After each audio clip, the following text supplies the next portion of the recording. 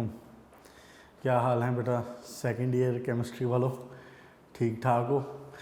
वो खुश नसीब बच्चे जो केमिस्ट्री पढ़ रहे हो, देखें और भी बच्चे तो और भी बहुत हैं जो कि मतलब केमिस्ट्री के अलावा और से सब्जेक्ट ऑप्ट कर लेते हैं, लेकिन जो मुकाम केमिस्ट्री वाले बच्चों का है ना, वो मुकाम मेरा ख्याल है और किसी बच्चे का नहीं हो सकता, क्योंकि केमिस्ट्री वाले जो बच्चे हैं ना, ये ख़ास तौर पे बड़े मज़लूम बच्चे होते हैं।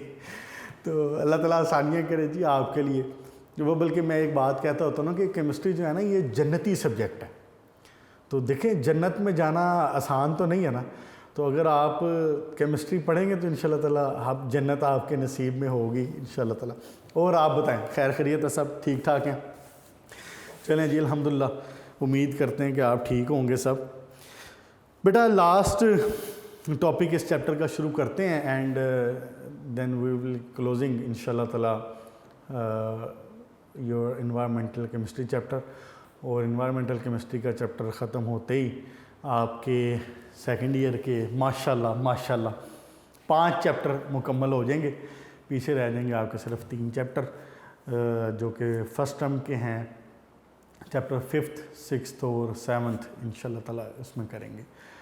ओके जी, हम पढ़ रहे थे जनाब अली सॉलिड वेस्ट मैनेजमेंट, जिसको मैं शॉर्टली SWM भी कह सकता हूँ, सॉलिड वेस्ट मैनेजमेंट।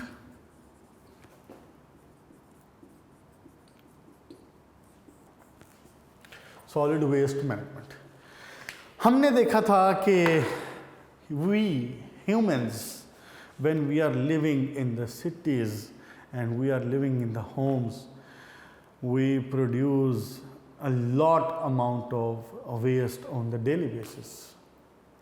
देखें, आपके घर में चाहे थोड़ा सा हो रहा है, 1 या 2 किलो हो रहा है या 3 किलो कचरा प्रोड्यूस हो रहा है एक दिन में, लेकिन overall as a whole when we see the amount in the city, तो हमें पता चलता है कि इट्स अ बिग अमाउंट।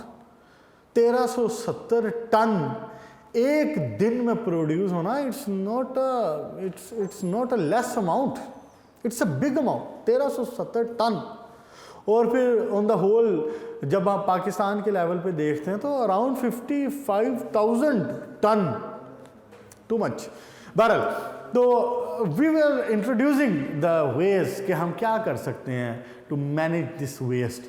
इसमें सबसे पहले हमने देखा कि people and the countries they were doing this waste management by the dumping in the sea. Dumping in the sea कुछ अर्सा तो चलती रही है, but it was not a stable और it was not a sustainable method, और it was not a friendly, कोई environment के लिहाज से ये फ्रेंडली भी नहीं था तरीक़ाकार। आपने देखा कि वी सॉ द कॉन्सिक्वेंसेस, हमें इसके नुकसान हुए। And after that they people also shifted on the new methods, उन्होंने भी नए तरीके ढूंढे और ईजाद किए। And one of them and good है ये लैंडफिल वाला जो तरीका है, हम आज तक यही इस्तेमाल कर रहे हैं एंड इट्स गुड इनफ। फिर हमने देखा कि लैंडफिल के बाद इसमें नई चीज़ें इंट्रोड्यूस हुई and that things was incineration, कि आप पहले चीज़ को इंसिनरेट करें और इंसिनरेट करने के बाद उसको ज़मीन के अंदर डंप कर दें। ऐसे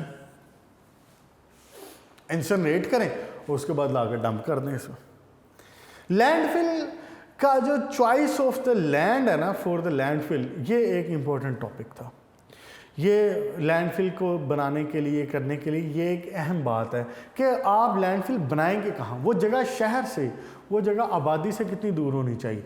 एक्चुअली देखें, पता है होता क्या है, when decomposition starts in the landfill, ऊपर से यहाँ से क्लोज है, ऊपर से आप क्लोज कर दें। जब आपने लैंडफिल एक बना ली, ऊपर से आपने उसको काइंड ऑफ ऊपर छत डाल के उसको क्लोज कर दिया ऊपर से, तो अब इसके अंदर डीकम्पोजिशन तो होनी है, micro organisms will be working, वो तो काम करेंगे। तो इसके दौरान में गैसेस भी प्रोड्यूस होती हैं, अमोनिया गैस, मीथेन गैस, ये सारी गैसेस भी प्रोड्यूस होती हैं। अब आपको पता है एक बार हुआ क्या, अब देखें ना, इंसान वक्त के साथ इंसान चीज़ों से सीखता है। अमेरिका में if I am not wrong New York में लैंडफिल थी। उन्होंने जनाब वाली लैंडफिल बनाई और कचरा मचरा डाल के सब चीज़ें बंद करके उसको ऊपर से ढक्कन लगा के ऊपर से लेंटर शेंटर डाल के क्ले की पूरी लाइनिंग डाल के बंद करके मुतमईन होके वो बैठ गए। उन्होंने कहा कि जी ज़मीन खाली पड़ी है तो इस ज़मीन पे क्या करें। उन्होंने कहा ये जो खाली ज़मीन पड़ी है ये यहाँ पे आप ना एक पार्क बना दो। उन्होंने जनाब वाली इधर पार्क बना दिया।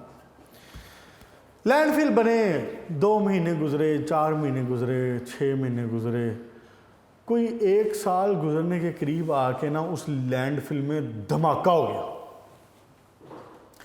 और धमाका it was like a bomb blast, एक अच्छा खासा एक्सप्लोजन हुआ। ऊपर जो कोई बच्चे खेल रहे थे, कोई एक आधे की उसमें से डेथ होगी, बाकी कोई बच्चे ढेर सारे उसमें जख्मी हो गए। एक अच्छा खासा उसमें धमाका हो गया। सर जोड़ के बैठ गए साइंटिस्ट कि भाई हुआ क्या, इसमें किया क्या, हमने क्या रखा था इसके अंदर, क्या इसके अंदर कोई धमाका खेज मवाद था। आखिरकार उनको पता चला कि भाई साहब आपने लैंडफिल तो बड़ी प्यारी बनाई, आपने इस लैंडफिल की पैकिंग भी बड़ी अच्छी की, नीचे भी बड़ी अच्छी क्ले लाइनिंग लगाई, ऊपर से भी पैक कर दिया, तो विद द टाइम इसके अंदर गैसेस भी तो प्रोड्यूस होनी है, वो किधर जानी है। हुआ क्या था कि इस लैंडफिल के अंदर गैसेस एक्यूमुलेट होती रही, वो 6-8 महीने के बाद इतनी गैसेस अमाउंट इसके अंदर जमा हो गई कि वो कोई 6 महीने बाद 8 महीने बाद वो धमाके के साथ फट गया, पूरी लैंडफिल फट गई, बस्ट हो गई। फिर हमने ये सीखा कि नहीं, जब आप लैंडफिल बनाएंगे तो आप उसको क्लोज मुकम्मल तौर पे नहीं करेंगे, यहां पे आप एक पाइप रखेंगे। ये इंफॉर्मेशन के लिए बात बता रहा हूं, इसके अंदर नहीं लिखी हुई। यहां पे फिर आप एक पाइप रखा जाता है जिसको कहा जाता है स्पार्जिस। ये पाइप क्या करता है, ये पाइप बेसिकली इस लैंडफिल का काइंड ऑफ गैसेस का एग्जिट होता है। ऐसे ही इंसान सीखता है वक्त के साथ साथ। ये गैसेस का एक एग्जिट है, वक्त के साथ साथ जो इसमें गैसेस प्रोड्यूस होती रहेंगी वो इस स्पार्जिस में से बाहर निकलती रहेंगी और फिर ये इसमें एक्यूमुलेशन नहीं होगी। क्लियर होगी बेटा बात। और फिर यहाँ पे जहाँ पे लैंडफिल होती है इसके ऊपर यूजुअली पार्क टाइप इसी तरह की चीज़ें बनाई जाती हैं, लेकिन साथ में मेंशन करवाया जाता है कि यहाँ पे जहाँ पे आप खेल रहे हैं नीचे लैंडफिल है। ठीक हो गया, ओके जी। नेक्स्ट हमने बात की थी इंसिनरेशन की। इंतहाई आसान तरीका इंसिनरेशन ऑफ MSW, इंतहाई आसान तरीका कि आप उसको 900 to 1000 डिग्री सेंटीग्रेड हीट करेंगे, कंबस्शन होगी और आपको कोई बहुत ज़्यादा टेंशन भी लेने की ज़रूरत नहीं है। सारा कंबस्टिबल मटेरियल तो है, वो बर्न होता है, वो बर्न होने के साथ उसमें से एक तो उसका वॉल्यूम कम हो जाएगा, दूसरा उसमें से जो हीट निकलेगी आप उसको हीट एक्सचेंजर लगा के उसको स्टीम में कन्वर्ट कर सकते हैं। And after that using that steam you can run your turbines, तो टर्बाइन रन करें और इलेक्ट्रिसिटी प्रोड्यूस करें। ठीक हो गया। उसके बाद ट्रीटमेंट ऑफ इंडस्ट्रियल वेस्ट आता है जनाब, पेज नंबर 317 पे सेकंड लास्ट टॉपिक जो लिखा हो, ट्रीटमेंट ऑफ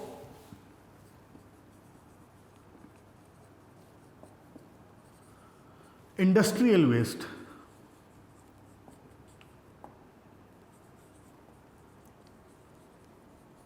इंडस्ट्रियल वेस्ट बेटा एक्चुअली जो इंडस्ट्री का वेस्ट होता है ना, it is not like MSW, ISW is not like MSW। MSW में क्या है, म्यूनसिपल वेस्ट में क्या है, हम जो घरों में इस्तेमाल कर रहे हैं चीज़ें वही है ना, जिसमें क्या होगा, बच्चों के खिलौने होंगे, कोई कपड़े शपड़े हो सकते हैं, कोई रद्दी हो गई, कोई अखबार के टुकड़े हो गए, कोई किताबें हो गई फटी पुरानी, प्लास्टिक्स हो गए, कोई कुर्सियाँ टूटी हैं, फर्नीचर टूटा, कोई लकड़ी है वो शामिल है उसके अंदर, रबर हो सकता है, लेदर शेदर हो सकता है। म्यूनसिपल वेस्ट में तो यही चीज़ें होंगी ना, घरों में तो यही चीज़ें होती, लेकिन इंडस्ट्री में ये चीज़ें नहीं होती। इंडस्ट्री में तो हैवी मेटल्स भी, इंडस्ट्री में माइक्रो ऑर्गेनिजम्स भी हैं। देखिए ऐसे चीज़ों का फ़र्क होता है। अब you can not deal industrial waste as of municipal waste.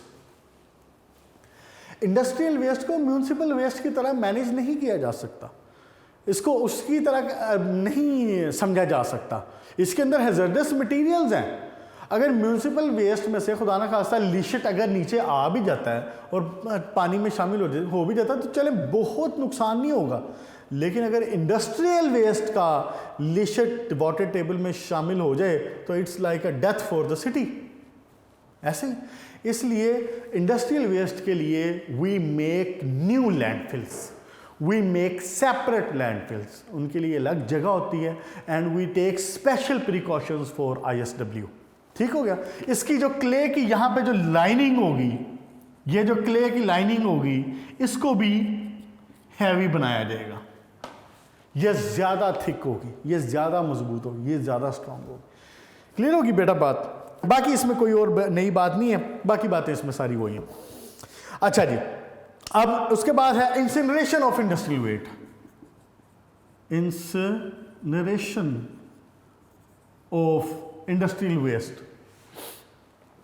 इसका तरीकाकार थोड़ा सा म्यूनिसिपल वेस्ट से मुख्तलिफ है उसी तरह ही, इसको हीट करनी है लेकिन थोड़ा सा मुख्तलिफ है म्यूनिसिपल वेस्ट से। क्या करते हैं इसमें जनाब अली, आप सबसे पहले जो इंडस्ट्रियल वेस्ट है इसको एक रोटरी किल्न में डालते हैं, इसको कहते हैं रोटरी किल्न।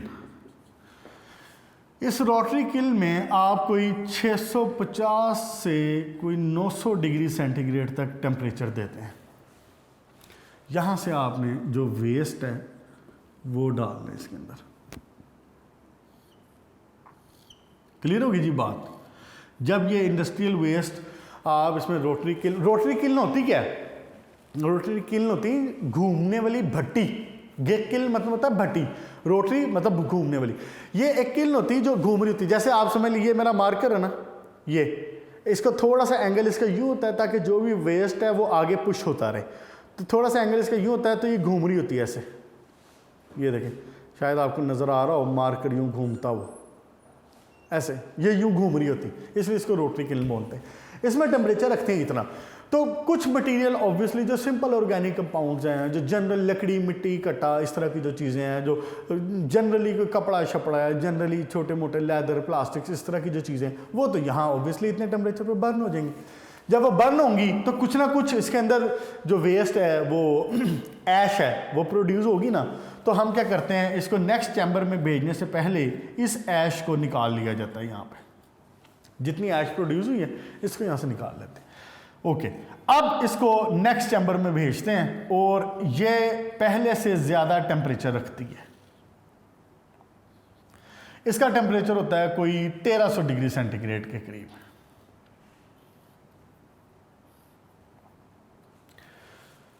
ठीक है, इसको फर्स्ट चैम्बर भी कह लेते हैं, फर्स्ट चैम्बर, और इसको कह देते हैं सेकेंडरी चैम्बर।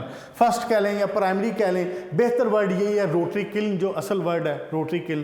पहला चैम्बर जो है that is consisting of rotary kiln and secondary chamber में जाके we are putting the high temperature इसमें इंक्रीज किया जाता है। अब इस टेम्परेचर में जो इंक्रीज किया जाता है तो यहाँ पे मिसाल के तौर पे कोई लिक्विड वेस्ट है, कोई इसके अलावा भी जो यहाँ पे आपने पीछे इंसर्ट नहीं किए थे तो आप वो यहाँ पे भी इंसर्ट कर सकते हैं फिर। ठीक हो गया? तो लिक्विड वेस्ट यहाँ पे इंसर्ट करके इसको 1300 डिग्री सेंटीग्रेड के करीब इसको रेज करके टेम्परेचर इसको यहाँ पे बर्न किया जाता है सेकेंडरी चैम्बर में। तो लेकिन ये जो चैम्बर है ये रोटेटिंग नहीं है। ये पहला वाला क्या था, ये रोटेटिंग था, यूं वाला ऐसे, ये रोटेटिंग था। अब ये रोटेटिंग नहीं है, इस चैम्बर को रोटेट करने की ज़रूरत नहीं पेश आती। ओके जी, जब आपने इसके अंदर जब बर्निंग हो गई तो अब क्या होगा, अब इसके अंदर से कुछ गैसेस प्रोड्यूस होंगे ना। आपने इतना सारा रिफ्यूज़ डाला, आपने मन के लिहाज से, टन के लिहाज से रिफ्यूज़ डाला तो वो कुछ ऐश बन गया, वो ऐश यहाँ से निकल आई, आपने उसको अंदर सेकेंडरी चैम्बर में भेजा, वहाँ पे मज़ीद टेम्परेचर हाई किया। जो चीज़ें यहाँ पे डीकम्पोज नहीं हुई थी, जो चीज़ें यहाँ पे बर्न मुकम्मल तौर पे नहीं हो पाई थी, अब वो इतने हाई टेम्परेचर पे तो वो बर्न होंगी। अच्छा जी, जो ऑक्साइड्स हैं मिसाल के तौर पे बहुत सारे ऐसे होते हैं जो ऑक्साइड्स बन के डिस्चार्ज हो जाएंगे, निकल जाएंगे उसके अंदर से, पीछे जो राख बचेगी अब उसको उठा के यहाँ से फिर सेपरेट कर लिया जाएगा, इसको दोबारा निकाल लिया जाएगा जो ऐश है। उसके बाद जो एक अब अहम काम है ना वो ये है, वो है स्क्रबर। वो क्या है? स्क्रबर। हम स्क्रबर में जाने से पहले इधर से वाटर का स्प्रे करवाया जाता है। यहाँ पे आप समझ लें कि ऐश का चैम्बर अगर मैं थोड़ा सा यहाँ पे पीछे कर दूँ तो चलें आसानी हो जाएगी। और इसके ऊपर वाटर स्प्रे किया जाता है। क्या किया जाता है? Water spray. इसके अंदर जितनी वगैरह जो डस्ट वगैरह है यहाँ पे जो मौजूद है, वो इसके ऊपर जब वाटर स्प्रे किया जाएगा तो क्या होगा, वो जो वाटर स्प्रे जब होगा ऐसे ही बिल्कुल जैसे जनाब अली ये जो आपका मौसम अगर गंदा हुआ हो, आंधी वगैरह की वजह से पानी आता है, बारिश आती है, तो आपका मौसम पूरा साफ़ हो जाता है। यही काम होगा यहाँ पे। इसमें यहाँ पे जब ऊपर से यहाँ से ऊपर स्प्रे किया जाएगा, वाटर इसके ऊपर स्प्रे किया जाएगा तो वाटर इसको अपने अंदर डिसॉल्व करेगा। अब यहाँ पे इसको टेम्परेचर देते हैं around 230 degree centigrade. 230 degree centigrade करीब यहाँ पे टेम्परेचर होता है। अब जब ये स्क्रबर में जाएगा तो स्क्रबर में क्या होगा, 230 डिग्री सेंटीग्रेड पे वो काइंड ऑफ स्टीम एक किस्म की वो होगी। क्या होगा, नीचे से यूं गैस जा रही है और ऊपर से पानी स्प्रे किया जा रहा है। होगा क्या, इसके अंदर जो भी चीज़ें हैं, मिट्टी वगैरह, वो उसके अंदर डिज़ोल्व, जो कार्बन के कंपाउंड हैं वो उसके अंदर डिज़ोल्व, कोई भी चीज़ें ऐसी जैसे कार्बन सिंपली उसके साथ मिलके क्या नाम है वाटर के साथ मिलके H2CO3 बना देता है, कार्बोनिक एसिड बना देता है, वो सारा उसके अंदर डिज़ोल्व हो जाएगा। इस तरह की चीज़ें जो भी उसके अंदर डिज़ोल्व हो सकती होंगी वो उसके अंदर डिज़ोल्व हो जाएंगी। ओके जी, ये इसका सारा काम है। और फाइनली जो हमें यहाँ से जो निकलेगा, जो मटेरियल निकलेगा, वो सारा जो बचा पीछे वो आप उठा के म्यूनसिप उसमें लैंडफिल में भेज देंगे। ये इधर फर्दर किधर चला जाएगा, इसको कह दें, ये कह दें, ये ऐश कह दें, ये सारी किधर चली जाएगी, ये लैंडफिल में चली जाएगी। क्लियर हो गया जी बेटा बात। अच्छा, इसमें यहाँ पे इसने ऐश का नहीं बनाया हुआ, लेकिन होता है ऐसे है, आप बुक को फॉलो कर लें, कोई मसला नहीं है, इसमें एक ही बात है। क्लियर होगी बेटा, ये मैंने आपको इन्फॉर्मेशन के लिए बता दिया। ओके जी, अब मामला ये है कि तरीका तो ये बड़ा अच्छा है, इंसिनरेशन वाला, जगह भी बच रही है हमारी, लैंडफिल भी जल्दी नहीं फिल हो रही है, और जो कंपाउंड्स हैं वो इतने डेंजरस भी नहीं रहते, इतने हैज़ार्डस भी नहीं रहते। जब ऑक्साइड्स बन जाते हैं तो बहुत ज़्यादा हैज़ार्डस वो नहीं रहते निस्बतन। अब मसला इसमें ये है कि जब इंसिनरेशन आपने करवाई है तो साथ में गैसेस भी तो प्रोड्यूस हो रही हैं, साथ में एयर पोल्यूशन भी तो प्रोड्यूस हो रही है, साथ में सल्फर के ऑक्साइड्स, साथ में नाइट्रोजन के ऑक्साइड्स, ये सारा कुछ भी तो प्रोड्यूस हो रहा है। जहाँ चीज़ के कुछ फ़ायदे हैं वहाँ उसके नुकसान भी हो रहे हैं। अब फिर इसको क्या किया जाता है, इसको आप डायरेक्टली एयर में थ्रो नहीं कर सकते। असल जो तरीका है ना वो ये तरीका है कि डायरेक्टली आप इसको एयर में जो एग्ज़िट है इसका वो नहीं देंगे। अगर आप डायरेक्ट एग्ज़िट एयर में देंगे तो फिर इसके लिए आपके जो ये तो फ़ायदा नहीं है ना कि आपने म्यूनसिपल वेस्ट को उठा के तो एयर पोल्यूशन में कन्वर्ट कर दिया, लेकिन क्योंकि ख़र्चा पड़ जाता है, चीज़ें महंगी पड़ जाती हैं, उन गैसेस को भी साथ में अकोमोडेट करना, उन गैसेस को साथ में ट्रीट करना कि वो उसमें से हैज़ार्डस मटेरियल्स उसमें से ना निकलें, ये एक अलग से महंगा ख़र्चा पड़ जाता है। तो फिर बहुत सारे जो अच्छे मुल्क हैं, तरक्की याफ्ता मुल्क हैं, जिनकी पोल्यूशन यानी इतनी नहीं है, वो यही तरीका इस्तेमाल करते हैं कि वो इसको साफ़ करते हैं, ट्रीट करने के बाद इसको जो गैस एग्ज़िट करने से पहले इसको ट्रीट करते हैं। लेकिन हमारे जैसे मुल्कों में फिर ये इतना मसला नहीं किया जाता, इतने वो तरद्दुद नहीं किया जाता। ओके जी, ठीक हो गया बेटा, यहाँ पे हुई बात मुकम्मल। पेज नंबर 318 पे मैं हूँ और मैंने आपको बता दिया, ये भी हो गया। और कोई चीज़ मेरा ख्याल है नहीं रही। स्मोक स्टैक्स का एक वर्ड इसने यूज़ किया हुआ, smoke stacks from the incineration में emit oxides of oxygen sulphur and nitrogen. Smoke stacks कहते हैं उनको भट्टियों को, उनको चिमनी को, जैसे ये कोई भी एक वो हो ना, इसको स्टैक कहते हैं। जैसे यहाँ पे आपने बर्निंग की है, ये फर्नेस है, तो ये जो ऊपर उसका एग्जिट निकल रहा होता है ना, स्मोक, जहाँ से निकल रहा है स्मोक, तो इसको स्मोक स्टैक कहते हैं। ये स्मोक स्टैक होते हैं। ठीक हो गया बेटा। बाकी ये आपको पता ही है कि ऑब्वियसली अब जो क्या नाम है इसका इंडस्ट्रियल वेस्ट है, ISW जो है, इसका स्पेशल केस है। इसमें mercury, cadmium, lead, arsenic, antimony, tin, ये सारे, क्रोमियम ऑब्वियसली मोस्ट इम्पोर्टेंट, ये सारे इसके अंदर शामिल हैं। तो इनके लिए फिर जो लैंडफिल बनाई जाती है, that is a special kind. उसके क्ले की जो लाइनिंग की जाती है वो पहले से ज़्यादा थिक की जाती है, ताकि किसी सूरत भी लीशट जो है वो नीचे सीप आउट ना कर सके, वो परकुलेट ना कर सके, वो वाटर टेबल तक ना पहुंच सके। ठीक हो गया बेटा, यहाँ तक इसकी बात हुई ख़त्म। उसके बाद लास्ट टॉपिक और इंतहाई छोटा सा टॉपिक है, रिसाइकलिंग ऑफ वेस्ट। लिखा है इसने काफ़ी पैराग्राफ बना के हुआ, तो वो मुश्किल सा लग रहा है, लेकिन वो दिखने में मुश्किल है नहीं है। इस लिहाज से आपने इस टॉपिक को नोट से करना है, वहाँ पे उसने पॉइंट्स में बात की हुई है। यूजुअली इसमें से शॉर्ट क्वेश्चन आता है या इसमें MCQs आते हैं। मैं बता देता हूँ। रिसाइकलिंग ऑफ वेस्ट इंपॉर्टेंट किस हवाले से है? रिसाइकलिंग ऑफ वेस्ट इस हवाले से इंपॉर्टेंट है कि देखें, जब आप एक नई चीज़ बनाते हैं, आप नई चीज़ प्रोड्यूस करते हैं, तो उस नई चीज़ प्रोड्यूस करने में आपको नए रिसोर्सेज भी चाहिए, नया रॉ मटेरियल भी चाहिए। अगर मिसाल के तौर पे आप पेपर प्रोड्यूस करना चाहते हैं, तो पेपर, आपको पता है कि ये जो पॉपुलर का ये जो सफ़ेदे का दरख्त होता है, गुड क्वालिटी पेपर इसी से प्रोड्यूस होता है। तो आप फिर आपको नए दरख्त भी काटने पड़ेंगे, आपको वो सारी अरेंजमेंट भी करनी पड़ेगी। तो अगर आप ये करें कि जो पहले से पेपर तैयार शुदा है, आपके घरों में जो इस्तेमाल हुआ है, जो न्यूज़पेपर इस्तेमाल हुए, जो आपकी बुक्स हैं, जो आपके पेपर्स हैं जिनको आपने इस्तेमाल कर लिया हुआ है, रजिस्टर्स वगैरह हुए, नोट्स वगैरह हो, हर चीज़ उसमें शामिल है।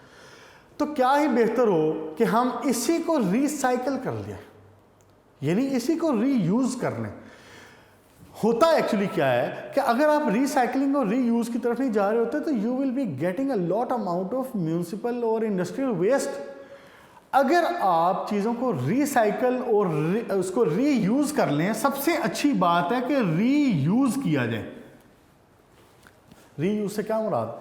आपने बुक पढ़ी है, आप अपने, जब आप इंशाल्लाह ताला FSC करके डॉक्टर या इंजीनियर बन गए हैं, तो आप अपनी वो बुक अपने छोटे बहन भाई को दे दें।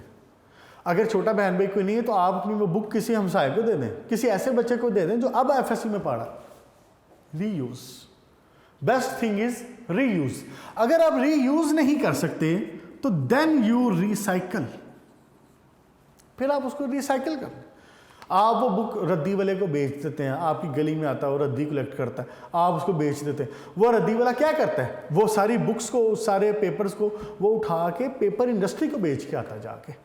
वो पेपर इंडस्ट्री क्या करती है, वो जब नया फ्रेश पेपर बनाया जा रहा होता है ना, तो उसके साथ में वो क्या करते हैं कि थोड़ा सा बीच में ये जो रिसाइकल्ड माल है ना, ये भी डाल देते हैं। वो क्या करेंगे, ये जो सारा आपकी बुक्स वगैरह और नोट्स वगैरह जो कुछ भी है, वो सारा पेपर उठाएंगे, वो सारा पेपर ला के ऐसे एक मशीन होती है उसमें डालते हैं। उस मशीन में क्या होता है, बिल्कुल ऐसे ही जैसे आपका वो जूसर ब्लेंडर होता है, वो बिल्कुल इस तरह, वो एक ब्लेंडर सा उसके अंदर लगा होता है, बड़े बड़े पंखे लगे होते हैं। वो पानी डालेंगे इसके अंदर पानी डाला जाएगा, पेपर डाला जाएगा, जितनी भी रद्दी वगैरह पेपर है वो सारा इसमें डाला जाएगा, पानी डालेंगे, इसको मशीन को जब चलाएंगे तो वो एक मिल्क शेक सा बन जाएगा पूरा, वो पूरा एक स्लरी बन जाती है। इसको एक्चुअल वर्ड इसको क्या बोलते हैं इसके लिए, स्लरी, ये प्रोड्यूस हो जाती है। तो फिर दोबारा एक किस्म का वो पानी सा बिल्कुल बन गया, तो आप इसमें फर्दर मटेरियल डालते हैं, कुछ फ्रेश मटेरियल भी डालते हैं, वो डालने के बाद इसको मिक्सअप करके फिर दोबारा इस्तेमाल कर लिया जाता है। तो paper is the one of the most important things जो कि रिसाइकल किया जाता है। यहाँ पे एक इम्पोर्टेंट MCQs है और उसने पूछा हुआ बोर्ड में, पेज नंबर 318 पे जो सेकंड पैराग्राफ है उसकी लास्ट लाइन देखें ज़रा। इन recycling process, the fiber of the newspaper becomes shorter and it can be recycled again and again for 5 times. ये उसने पूछा था कि जी न्यूज़पेपर को मैक्सिमम कितनी बार रिसाइकिल किया जा सकता है, इसको 5 बार रिसाइकिल किया जा सकता है। क्यों? क्योंकि हर बार रिसाइकिल करने के साथ पेपर, आप कभी गौर से देखें ना, पेपर के अंदर एक फाइबर्स होते हैं, वो फाइबर हर बार इस्तेमाल करने के बाद, रिसाइकिल करने के बाद छोटे होते चले जाते हैं। तो वो उन फाइबर्स ने बेसिकली आपस में जुड़ के पेपर को स्ट्रेंथ देनी होती है। तो अगर वो फाइबर नहीं होंगे या वो फाइबर वीक होंगे तो फिर पेपर को स्ट्रेंथ भी नहीं मिल सकेंगी। तो इस हवाले से फिर क्या होता है कि आप जब उसको मिक्स करते हैं उसको बार बार, तो फाइबर छोटे होते जाते हैं, तो आप फिर 5 बार से ज़्यादा न्यूज़पेपर के पेपर को नहीं कर सकते हैं दोबारा से रीयूज़ या रिसाइकल। ओके जी, यहाँ तक होगी बेटा इसकी बात। उसके बाद हमारे पास और क्या मटेरियल हैं जो कि जनरली इस्तेमाल हो सकते हैं? पेपर के अलावा प्लास्टिक इस्तेमाल हो सकता है। पेपर है, प्लास्टिक है, एल्यूमिनियम है, ये सारे मेन मटेरियल हैं जो कि दोबारा इस्तेमाल हो सकते हैं। प्लास्टिक को भी आपको पता है कि कुछ प्लास्टिक घरों में ऐसे होते हैं जो कि ज़रा नरम होते हैं और कुछ प्लास्टिक होते हैं सख्त होते हैं। आप चैप्टर नंबर 14 में पढ़ेंगे हार्ड फिनिश प्लास्टर और थर्मोसेटिंग प्लास्टिक, वो पढ़ेंगे आप इंशाल्लाह ताला वहाँ पे। तो कहने का मतलब ये है कि कुछ प्लास्टिक ऐसे होते हैं जिनको पिघला के दोबारा से नया मटेरियल बनाया जा सकता है। जैसे कि एक जो इसका है प्लास्टिक जिससे मटेरियल से प्रोड्यूस होता है वो है स्टायरीन और पॉलीस्टायरीन। ये नाम आप सुनेंगे 14 चैप्टर में जाके। स्टायरीन और पॉलीस्टायरीन वगैरह ये इस्तेमाल होते हैं प्लास्टिक्स बनाने के लिए, शॉपिंग बैग बनाने के लिए। फिर आपके ये जो प्लास्टिक की चेयर्स वगैरह ये बनाने के लिए, प्लास्टिक का फर्नीचर जो इस्तेमाल होता है वो बनाने के लिए, फिर बच्चों के खिलौने वगैरह, ये सारे नाम और यूजेस जो मैं बताता जा रहा हूँ ना, इसको जहन में रखते जाइए। वैसे तो बुक में लिखा हुआ है सारा कुछ, लेकिन फिलहाल इसको जहन में रखते जाइए इस वाले से। तो ये सारे इनके यूजेस हैं। तो पॉलीस्टायरीन को डीकम्पोज किया जाता है। इसको क्या किया जाता है? डीकम्पोज किया जाता है। डीकम्पोज करने के बाद इसको फिर दोबारा कन्वर्ट किया जाता है in the form of plastic. इससे दोबारा प्लास्टिक बनाया जाता है। अच्छा जी, और फिर एक और जो अहम बात है, पेज नंबर 318 पे सेकंड लास्ट लाइन देखें। यहां पे एक कंपाउंड लिखा हुआ उसने,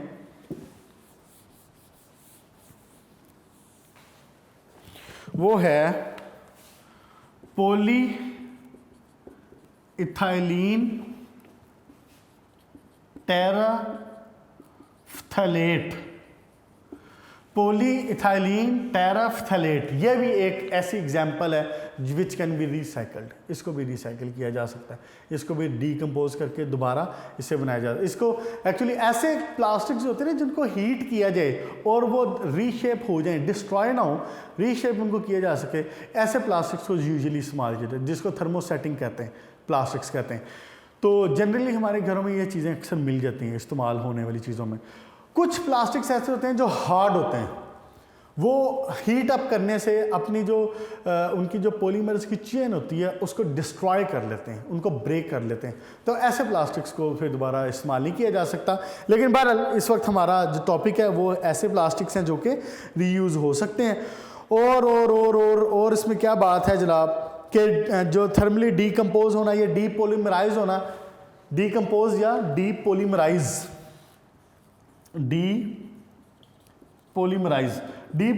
से मुराद ये है कि आपको पता है कि प्लास्टिक्स कैसे बनते हैं, चेन बनी होती हैं, एक पूरी चेन होती है ऑर्गेनिक कंपाउंड्स की। तो इंशाल्लाह 14 चैप्टर में तफसील से इस पे होनी है बात, तो इसलिए मैं ज़्यादा डिटेल में अभी नहीं जा रहा, क्योंकि जब वहाँ पे तफसील से पढ़ना है तो फिर फ़ायदा नहीं। तो इनके ना बेसिकली जो पॉलीमर बने होते हैं ना, इनको तोड़ा जाता है, इनको डीकम्पोज किया जाता है, तो इसी को कहते हैं डीपोलीमराइज होना। तो डीपोलीमराइज होने के बाद इसको दोबारा ट्रांसफॉर्म किया जा सकता है इनटू न्यू प्रोडक्ट्स। चलें जी, ठीक है बेटा, यहाँ पे आपकी बुक हुई मुकम्मल। बुक से मुराद आपका जो 16वां चैप्टर है अभी वो, और इसका जो एक्सरसाइज है ये सारी की सारी डिस्कस हो चुकी है। जैसे कि पेज नंबर 321 के ऊपर इसकी एक्सरसाइज को अगर देखूं तो हाँ जी, मैंने आपको साथ साथ मार्क भी करवा दिए थे कि ये वाला एक्सरसाइज का फ़लाँ क्वेश्चन है, ये वाला एक्सरसाइज का फ़लाँ क्वेश्चन, सारे के सारे ये मुकम्मल हो चुके हुए हैं। और देखें इसमें लास्ट में जब है अब क्वेश्चन नंबर 16, ये इंसिनरेशन ऑफ इंडस्ट्रियल वेस्ट, ये बोर्ड में नहीं उसने दिया हुआ कभी, लेकिन लॉन्ग क्वेश्चन ऑब्वियसली आ सकता है। मैंने आपको पढ़ाते वक्त भी बताया था कि ये इंपॉर्टेंट लॉन्ग क्वेश्चन है, आया नहीं है कभी लेकिन आ सकता है। चलें जी, इंशाल्लाह ताला यहाँ तक हुई बेटा बात इसकी मुकम्मल। और इस चैप्टर में हमने इन्वायरमेंटल केमिस्ट्री में आपकी महबूब केमिस्ट्री को इन द न्यू डायरेक्शन देखा। हमने ये देखा कि how do chemistry help us to understand, help us to maintain, help us to modify and help us to restore our environment. ये सारी बातें देखी आपने देखा है कि पहले हमने अपनी इन्वायरमेंट का बेड़ा गर्क कैसे किया है, नुकसान कैसे हुए हैं। हमने फ़ायदे तो लिए हैं ट्रांसपोर्टेशन से, इंडस्ट्रियलाइजेशन से, फ्यूल बर्निंग से, हमें फ़ायदे तो होते हैं, गुजारा तो नहीं है हमारा इनके बगैर। अब कोशिश है कि हम कम से कम जो ट्रांसपोर्टेशन का मामला है उसको हम कम से कम इलेक्ट्रिसिटी पे कन्वर्ट किया जाए। आपको पता है कि पाकिस्तान में भी एक प्लांट लगने जा रहा है ये चाइना की गाड़ियों का, और चाइना में भी और मलेशिया वगैरह में भी, इनमें भी प्लांट लगे हुए हैं। वो कुछ हद तक यूज़ कर भी रहे हैं इलेक्ट्रिकल कार्स जो हैं, लेकिन अभी तक बहुत कॉमन नहीं हो सका, लेकिन दुनिया की कोशिश है कि वो इसी तरफ मूव करे। तो ट्रांसपोर्टेशन वगैरह की वजह से जो आपने देखा है ऑक्साइड्स वगैरह, सल्फ़र के, नॉक्स होगी, सॉक्स होगी, फिर कार्बन मोनोऑक्साइड, ये सारी चीज़ें हमने देखा कि इनके सोर्सेज क्या हैं। ट्रांसपोर्टेशन इंसानों का काम है, और फिर जो नेचुरल सोर्सेज हैं हमने वो भी डिस्कस किए हैं कि मोस्टली वोल्केनो इरप्शन से आ रहे हैं। फिर हमने देखा कि माइक्रोबियल एक्टिविटी से आ रहे हैं, जैसे नाइट्रोजन के कंपाउंड्स आ रहे हैं। और उसके बाद फिर हमारी बात हुई कि एयर पोल्यूशन की जो इफ़ेक्ट्स हैं वो क्या हैं। उसमें हमने important question acid rain, important question smog, important question ozone, ये तीनों इंपॉर्टेंट हैं, वो देखा है लॉन्ग क्वेश्चन के हवाले से, ज़हन में रखिएगा। तो उसके बाद फिर हमने ये देखा जनाब अली के वाटर पोल्यूशन क्या है, वाटर पोल्यूशन के साथ हमारा ताल्लुक़ क्या है, वो क्या चीज़ें हैं जो कि वाटर पोल्यूशन कॉज कर सकती हैं, और वो क्या चीज़ें हैं जिनकी वजह से हम वाटर पोल्यूशन को देख सकते हैं कि उसका लेवल क्या, क्वालिटी ऑफ वाटर निकाला जा सकता है। और उसमें हमने देखा कि मोस्ट इम्पोर्टेंट इज़ DO, और भी हैं ओब्वियसली, लेकिन आपके सिलेबस में जो है वो DO है, डिज़ोल्व ऑक्सीजन। डिज़ोल्व ऑक्सीजन की अमाउंट 4 से 8 ppm अगर नहीं है, 4 से कम ppm उसके हैं, तो हम कहेंगे कि it's not a good quality water. फिर हमने देखा कि अगर हमारी जो DO है उसमें निकाला हमने ये भी देखा कि वाटर की क्वालिटी को हम BOD और COD से भी मेजर कर सकते हैं। हम ये भी देख सकते हैं कि बायोकेमिकल ऑक्सीजन डिमांड कितनी है, केमिकल ऑक्सीजन डिमांड कितनी है। ये जो BOD और COD है ना, बेसिकली ये मेजर ऑफ DO ही हैं, ये DO को ही मेजर करते हैं इन द यानी क्या उसको कहते हैं इनडायरेक्टली, हम उसे इनडायरेक्टली उसी को मेजर कर रहे हैं। सिर्फ हम देख ही रहे हैं कि बायोकेमिकल में ये देखा जा रहा है कि कौन से कितने माइक्रो ऑर्गेनिजम्स हैं विच आर कंज्यूमिंग DO। फिर हम ये देखते हैं केमिकल में कि कितने केमिकल हैं जो कि DO को कंपोज कर रहे हैं, तो उसमें हम डाइक्रोमेट का एक स्ट्रक्चर यूज़ करते हैं और उनको देखते हैं। उसके बाद फिर हमने ये देखा कि जनाब अली वाटर को प्योरीफाई कैसे किया जाएगा। उसमें हमने देखा प्योरीफिकेशन ऑफ वाटर तफसील से पढ़ा, एरेशन, कोएगुलेशन, क्लोरिनेशन। फिर क्लोरिनेशन के फ़ायदे थे, फिर हमने क्लोरिनेशन के नुकसान भी देखे कि क्या क्या मसाइल हैं उसमें। फिर हमने क्लोरिनेशन के आल्टरनेटिव भी देखे। हमने ये भी देखा कि अगर आप क्लोरीन डाइऑक्साइड यूज़ करें, अगर आप ओजोन यूज़ करें, तो it is far better than chlorination. फिर हमने सॉलिड वेस्ट मैनेजमेंट के ऊपर भी आ गए हम, और सॉलिड वेस्ट मैनेजमेंट में हमने देखा कि जो हमारा डेली का म्यूनसिपल वेस्ट है इसको कैसे हैंडल किया जा रहा है, इसको कैसे मैनेज किया जा रहा है। और फिर हमने देखा कि उसके लिए लैंडफिल और इंसिनरेशन की जा रही है। फिर इंडस्ट्रियल वेस्ट को कैसे मैनेज किया जा रहा है, उसके लिए हमने देखा कि उसी इंसिनरेशन के प्रोसेस में लिटिल बिट चेंज है। उसके अंदर MSW में simply we were burning the things on around 900 to 1000 degree centigrade. तो लेकिन इसमें क्या नाम है इसका, इंडस्ट्रियल वेस्ट में हमने देखा कि we are burning the things into 2 chambers. एक है रोटरी किल्न चैम्बर है, फर्स्ट चैम्बर जो है या प्राइमरी चैम्बर है, उसके बाद सेकेंडरी चैम्बर है। पहले चैम्बर में हमने टेम्परेचर कम रखा है, फिर उसके बाद हाई कर दिया, और उसके बाद जो उसमें से गैसेस निकल रही हैं वो स्क्रबर में जा रही हैं, उनको साफ़ करने की कोशिश की जा रही है ताकि वो इन्वायरमेंटल पोल्यूशन कॉज ना करें। उसके बाद फिर और क्या बात हुई, फिर हमारा आज का जो मेन टॉपिक था, जो रिसाइकलिंग ऑफ वेस्ट था, हमने ये बात की कि बेस्ट थिंग इज़ कि आप चीज़ों को रीयूज़ करें। अगर आप रीयूज़ नहीं कर सकते तो एटलीस्ट रिसाइकल करें। अगर आप रिसाइकल भी नहीं करेंगे तो then it will be waste. ठीक हो गया। तो हमने ये देखा कि रिसाइकिल जब आप करते हैं तो उसमें न्यूज़पेपर हैं, प्लास्टिक्स हैं, उसमें एलुमिनियम हैं, उसमें ग्लास वगैरह है, ये सारे रिसाइकिल की जा सकते हैं। और हमने फिर प्लास्टिक्स में ये भी देखा कि पॉलीस्टाइरीन के जो कंपाउंड्स हैं, फिर पॉलीइथाइलीन टेराफ्थलेट के जो कंपाउंड्स हैं, they can be recycled as well. आप इसको डीपॉलीमराइज करें और इसको ट्रांसफॉर्म कर लें इनटू न्यू शेप्स। ओवरव्यू मैंने आपको पूरे चैप्टर का दे दिया बेटा, इसको अच्छे से याद कर लें रिगार्डिंग लॉन्ग क्वेश्चन। 6 चैप्टर के साथ इसकी पेयरिंग होती है। इंशाल्लाह 6th भी जब पढ़ लेंगे तो उसके बाद फिर डिसाइड कीजिएगा कि you will opt it for the long question in the board और नॉट। तो यहाँ तक बात हुई इसकी मुकम्मल। अब मुझे दें इजाज़त। इंशाल्लाह ताला नेक्स्ट लेक्चर में हम चैप्टर नंबर 5 स्टार्ट करेंगे फ्रॉम द बिगिनिंग। अपना ख्याल रखिएगा। Good luck.